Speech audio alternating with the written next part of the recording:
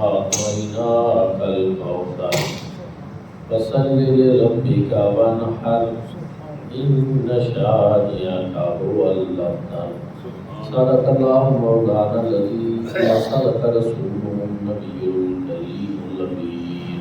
نہایت ہی واجب الاحترام میرے بزرگوں دوستوں اور بھائیوں، حضور نبی کریم صلی اللہ علیہ وآلہ وسلم کے صاحبزادہ کی وفات ہوئی اور اللہ کی رحمت میں جا بسے تو بعض مشرکین نے اس پہ طعنہ زنی کی اور انہوں نے زبان درازی کرتے ہوئے کہا کہ حضور نبی کریم صلی اللہ علیہ وآلہ وسلم کا کیونکہ کوئی صاحبزادہ اب باقی نہیں رہا، اس لیے ان کا تو نام و نشان نعوذ باللہ ختم ہو۔ اس کا جواب حضور نبی کریم صلی اللہ علیہ وآلہ وسلم نے ابھی نہیں دیا، بلکہ رب تعالیٰ نے حضور علیہ السلام کے دفاع میں خود جواب ارشاد فرمایا۔ لیکن جو انداز ربانی ہے اس پہ غور کریں، نام و نشان مٹ جانے کی بات تھی۔ اللہ رب العزت نے آغاز یہاں سے فرمایا اِنَّا أَعْطَيْنَاكَ الْكَوْثَرَ، اے محبوب ہم نے آپ کو خیر کثیر عطا فرمایا۔ فَصَلِّ لِرَبِّكَ وَانْحَرْ، پس آپ اپنے رب کی نماز پڑھیں اور قربانی کریں۔ اِنَّ شَانِئَكَ هُوَ الْأَبْتَرُ، بے شک یہ تمہارا دشمن جو ہے یہ بے نام و نشان رہے گا۔ آپ کا نام و نشان تو قیامت تک رہے گا، قیامت کے بعد بھی رہے گا۔ تمہارا دشمن بے نام و نشان ہو جائے گا، مٹ جائے گا، ختم ہو جائے گا۔ تاریخ نے بھی یہی ثابت کیا۔ لیکن اللہ رب العزت نے آغاز فرمایا اِنَّا أَعْطَيْنَاكَ الْكَوْثَرَ، اے محبوب بے شک ہم نے آپ کو خیر کثیر عطا فرمایا۔ مفسرین کرام اپنے اپنے انداز میں لکھتے ہیں، تو ایک مفسر نے بڑی پیاری بات کی، انہوں نے نقطہ اٹھایا کہ یہاں اللہ رب العزت نے حضور علیہ السلام کی صفت رسالت و نبوت کا ذکر نہیں کیا۔ آتیناکا، اِنَّا أَعْطَيْنَاكَ، حضور نبی کریم صلی اللہ علیہ وآلہ وسلم کو مخاطب کر، صفت کو مخاطب نہیں کیا، اس لیے کہ یہ جو کچھ اللہ رب العزت اپنے محبوب کو عطا فرما رہے ہیں یہ ان کے رسول اور نبی ہونے کی بنیاد پہ نہیں بلکہ اپنے محبوب ہونے کی بنیاد پر عطا۔ یہ مقام محبوبیت ہے کہ اللہ رب العزت اپنے محبوب کو فرما رہے ہیں کہ محبوب ہم نے آپ کو خیر کثیر عطا۔ کوثر کی بہت سی تفسیر کی گئی ہے کہ اس سے مراد کیا ہے۔ اس سے مراد نہر کوثر ہے، اس سے مراد حوض کوثر ہے، اس سے مراد خیر کثیر ہے کہ ہر قسم کی جو بھلائی ہے اس کی کثرت اللہ رب العزت نے اپنے محبوب کو عطا فرمائی۔ علم کی کثرت، حسن دیا تو حسن کی کثرت عطا فرمائی۔ اگر حضور نبی کریم صلی اللہ علیہ وآلہ وسلم کو معجزات دیے تو معجزات کی کثرت عطا فرمائی۔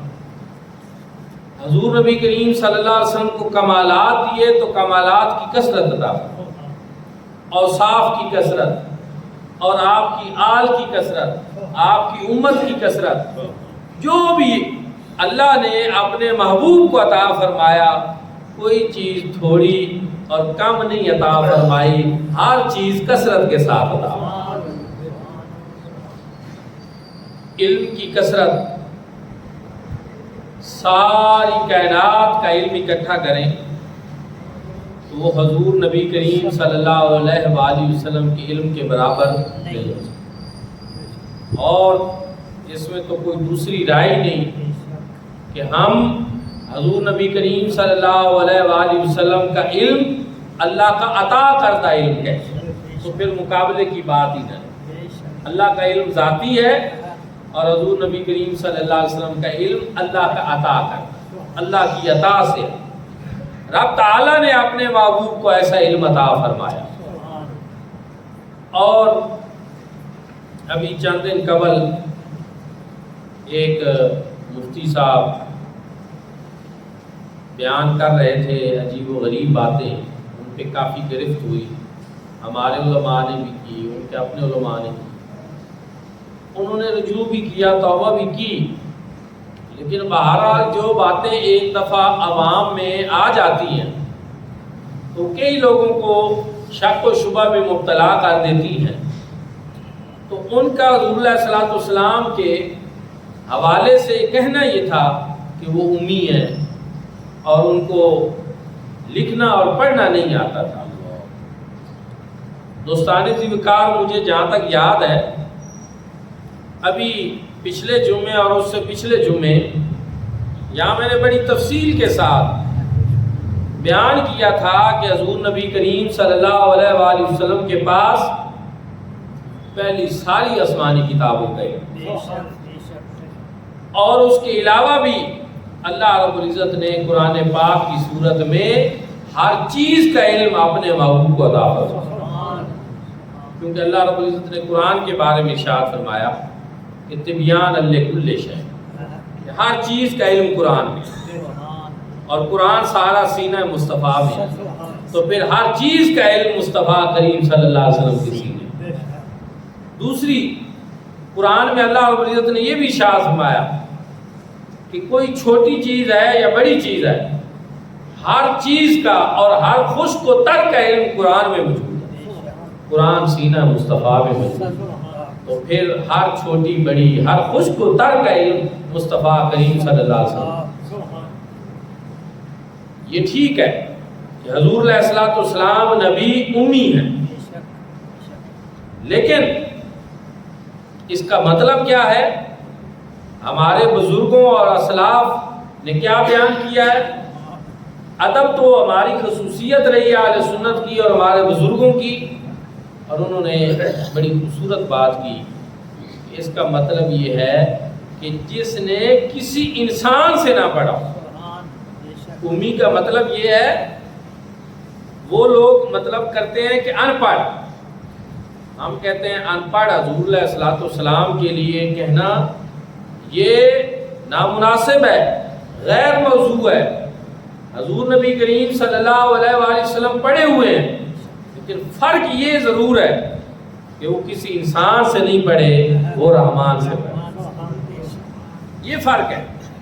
اگر دنیا میں کوئی شخص حضور علیہ الصلوۃ والسلام کا استاد ہوتا، بات سمجھ، دنیا میں کوئی شخص حضور علیہ الصلوۃ والسلام کا استاد ہوتا تو جو حکمت اور دانائی حضور علیہ الصلوۃ والسلام سے ظاہر ہوئی، جو ارشادات میرے آقا نے بیان فرمائے، تو کفار کہتے کہ ان کی اپنی قابلیت ہی کیا ہے، یہ سارا فیض تو استادوں کا ہے۔ اور اللہ پاک کو یہ بات گوارا نہیں کہ کسی کا مقام اور مرتبہ اللہ کے بعد حضور علیہ الصلوۃ والسلام سے بلند ہو، یہ اللہ کو بات پسند ہی نہیں۔ رب تعالیٰ نے حضور نبی کریم صلی اللہ علیہ وآلہ وسلم کو جو کچھ پڑھایا وہ خود پڑھایا، اور پھر یہ بات اللہ رب العزت نے قرآن میں بیان فرمایا الرحمن علم القرآن، رحمان وہ ہے جس نے حضور نبی کریم صلی اللہ علیہ وآلہ وسلم کو قرآن کی تعلیم، اللہ نے تعلیم دی قرآن۔ استاذ کون ہے حضور علیہ السلام کے؟ اللہ رب العزت ہے، تو تلمیذ رحمان ہے حضور نبی کریم صلی اللہ علیہ وسلم، اللہ کے شاگرد ہیں، اللہ رب العزت ان کے استاد، پڑھانے والے۔ اب دوستو اور بھائیو، جب رب فرما رہا ہو کہ ان کا استاد میں ہوں، تو پھر اس شخص کو، اس ہستی پاک کو آپ کیسے ان پڑھ کہہ سکتے ہیں؟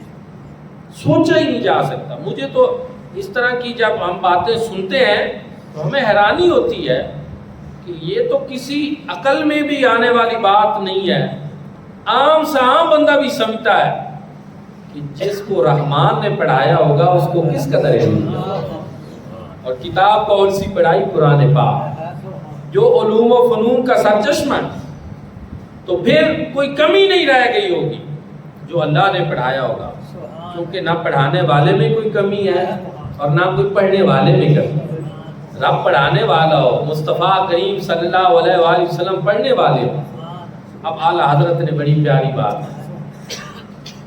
کہ ایسا امی کس لیے منت کش استاد ہو. ایسا امی کس لیے منت کش استاد ہو، یعنی استاد کا احسان مند کیوں ہو. کسی دنیا کے انسان کا وہ کیوں ہو؟ کیا کفایت اس کو اقرا ربک الاکرم نہیں؟ کہ جب رب نے فرما دیا کہ اے محبوب پڑھے، کس کے ساتھ؟ اپنے رب کے نام کے ساتھ. اپنے رب کے نام کے ساتھ تو پڑھ، اور رب بھی وہ جو بڑا کریم ہے.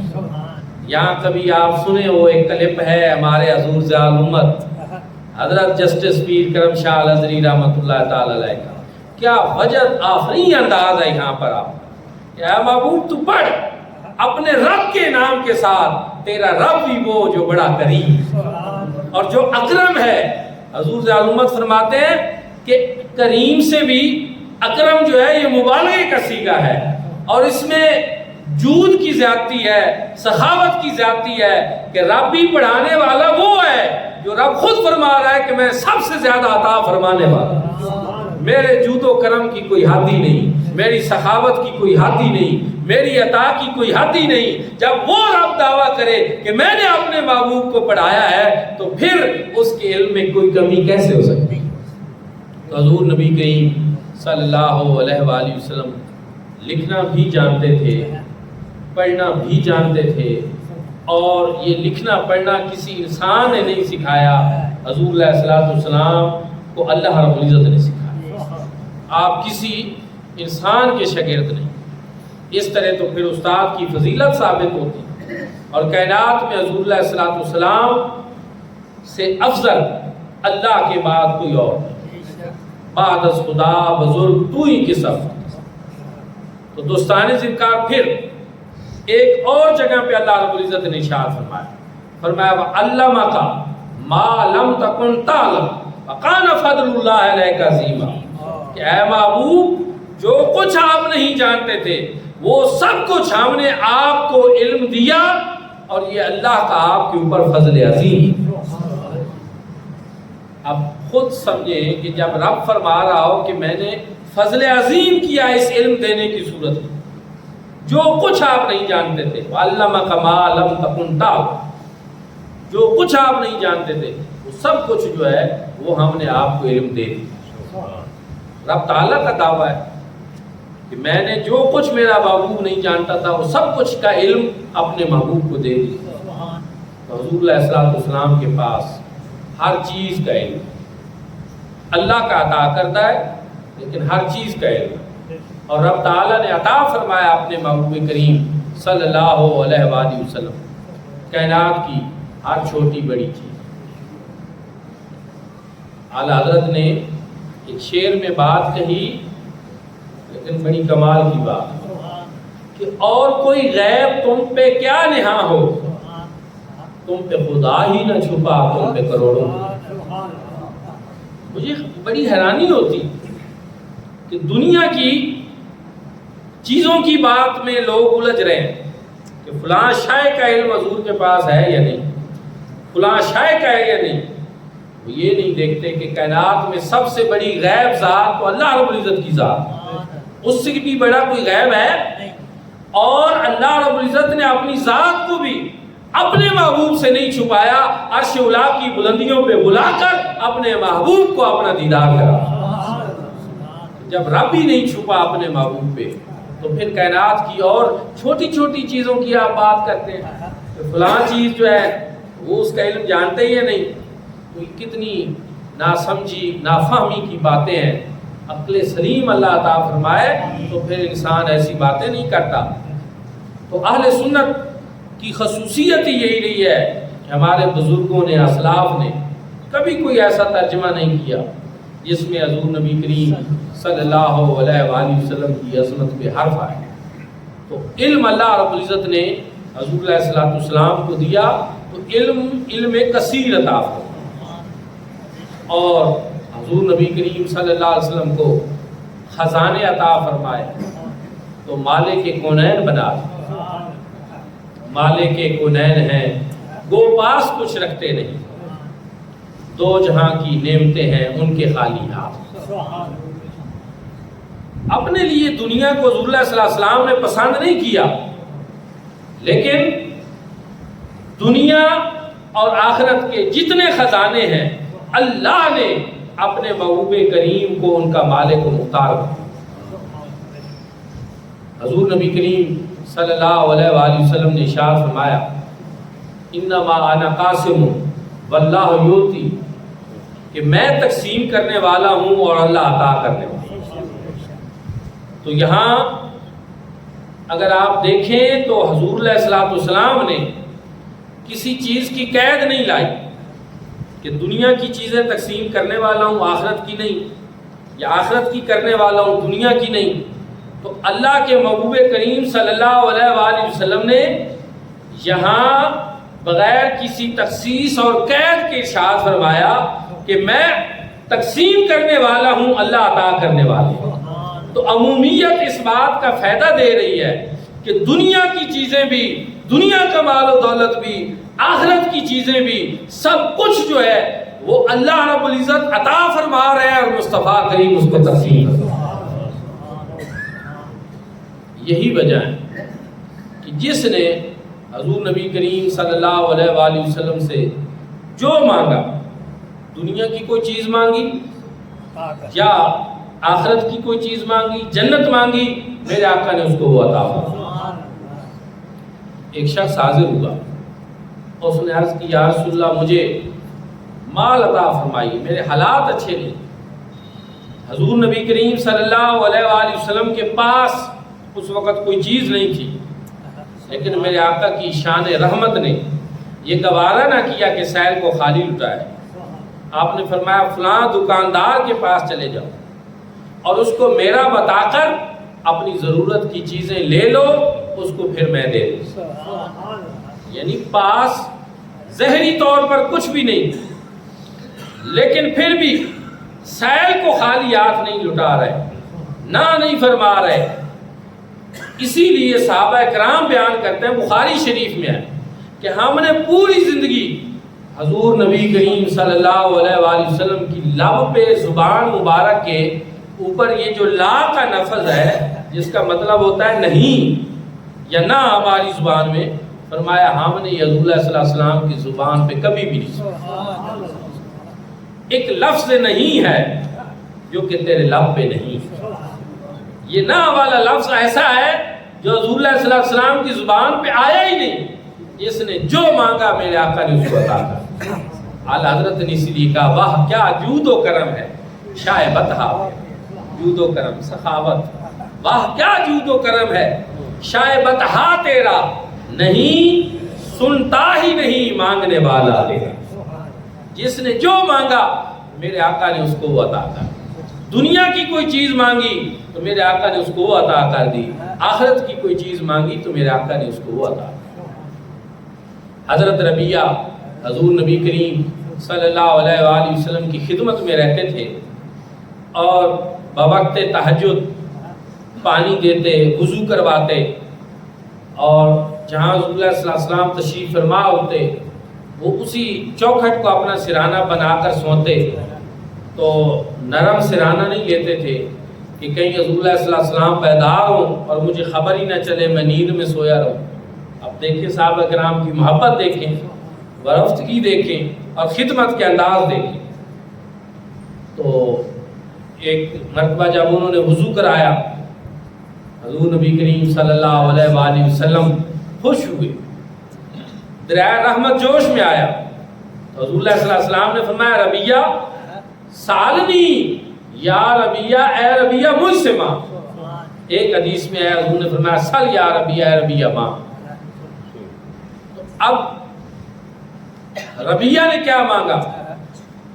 وہ مانگتے ہیں انی اسالو کا مرافقتک فی الجنہ، یا رسول اللہ جنت میں آپ کی رفاقت چاہتا.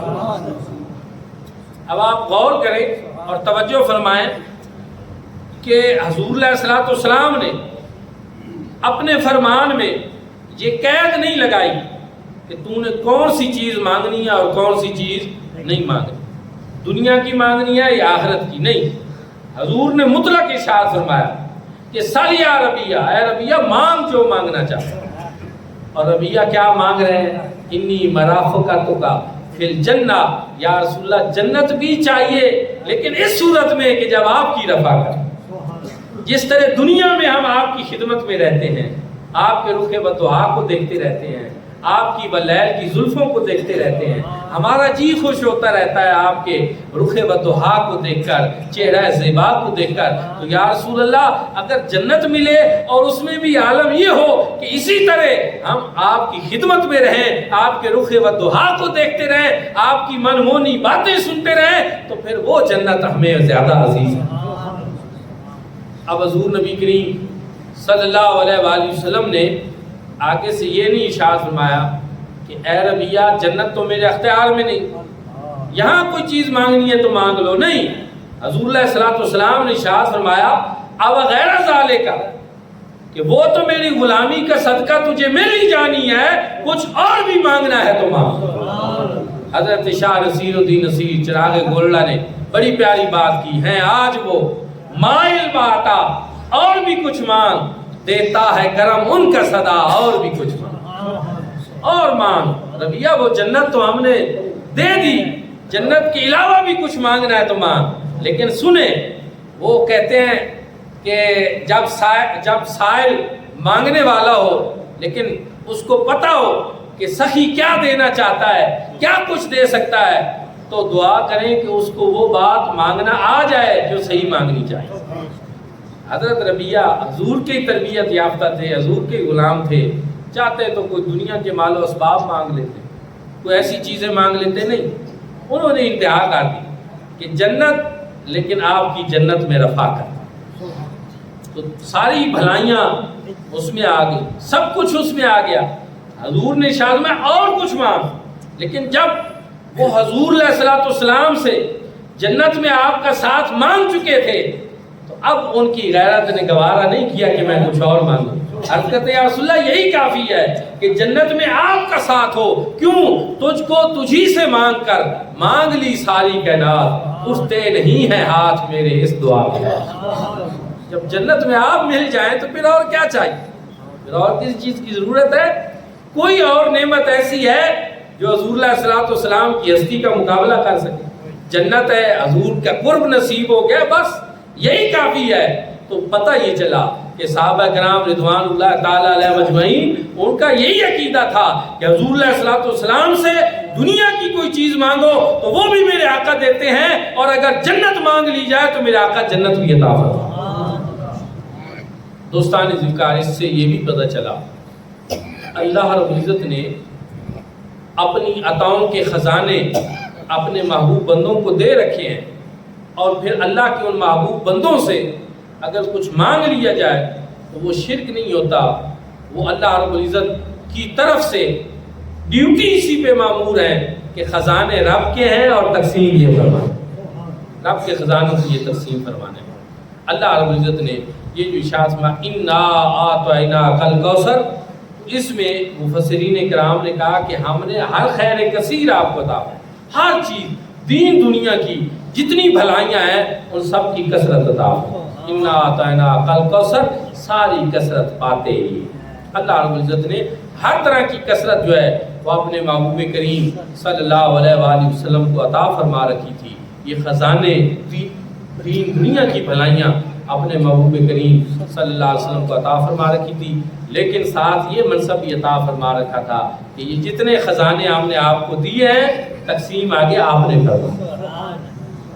بادشاہی میرے رب کی ہے، خزانے میرے رب کے ہیں، کائنات میرے رب کی ہے، لیکن ان کا مالک اور مختار جو ہیں وہ مصطفیٰ کریم صلی اللہ علیہ وسلم۔ خالق کل نے مالک کل بنایا ہے تجھے، یہ بات سمجھیں، خالق کل نے مالک کل بنایا ہے تجھے، کہ اس کائنات کے ان خزانوں کے خالق تو اللہ رب العزت ہیں، لیکن آگے ان کا مالک اللہ رب العزت نے اپنے محبوب کو بنایا، وہ تقسیم فرمانے والے ہیں۔ فرمایا انما انا قاسم واللہ یؤتی، فرمایا میں تقسیم کرنے والا ہوں اور اللہ رب العزت مجھے عطا فرماتا ہے۔ تو کوئی بھی انسان جو ہے اگر وہ تھوڑی بہت بھی دینی کتابیں پڑھا ہوا ہے تو وہ اس پہ کوئی فتویٰ نہیں لگا سکتا کہ جب یہ کہا جائے کہ یہ ساری چیزیں ان کا خالق اللہ پاک ہے اور اللہ رب العزت کی عطا سے ان ساری چیزوں کے مالک مصطفیٰ کریم صلی اللہ علیہ وسلم، اور وہ دیتے بھی ہیں، عطا کرتے بھی ہیں،